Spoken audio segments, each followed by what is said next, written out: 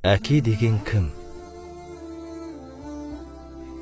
Аяқ киімін киіп, үлкендігінен сүрініп жығыласың.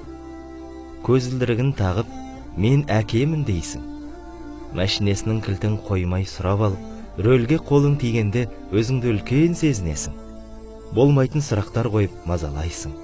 Жұмыстан шаршап келгенде алдынан шығып, маған не әкелдіңіз дейсің.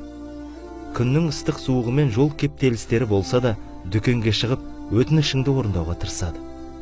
Өзге балалардың алдында оны мақтан етесің. Ал бүгін ескі мода деп киген аяқ киімін кимейсің. Көзілдірігіне мүлде көз салмайсың. Кезінде достарыңның алдында мақтанған киімдерін, тұтынған заттарын, мәшинесін қазір менсінбейсің. Жүріс тұрысын, қылықтарын жақтырмайсың. Оны достарыңа көрсетуге намыстанасың. Кешіксең уайымдайды, уайымдағанын саған білдірмейді. Телефон соқса ренжейсің. Кеш келсең жанашырлықпен ұрсат.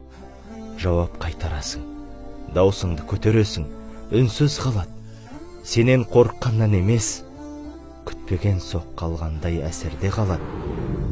Кеше бал едің, мойнына көтеретін, бүгін сен одан биіксің.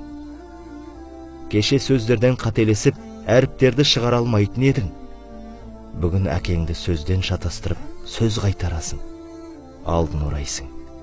Ұмыттың, қанша жиренсең де ол сенің әкең. Балалығыңды, білместігіңді, тентектігіңді көтеретін. Бүгін оның қарттығын, аурушаңдығын көтер. 9 ай бойы дүниеге келгеніңді күткен еді. Туылғаныңда қуанышпен қарсы алып еді. Енді оған қабақ шытып, кетуін қалау көргендігіңнің дәлелі емес. Болып толып, өскендігіңнің белгісі емес.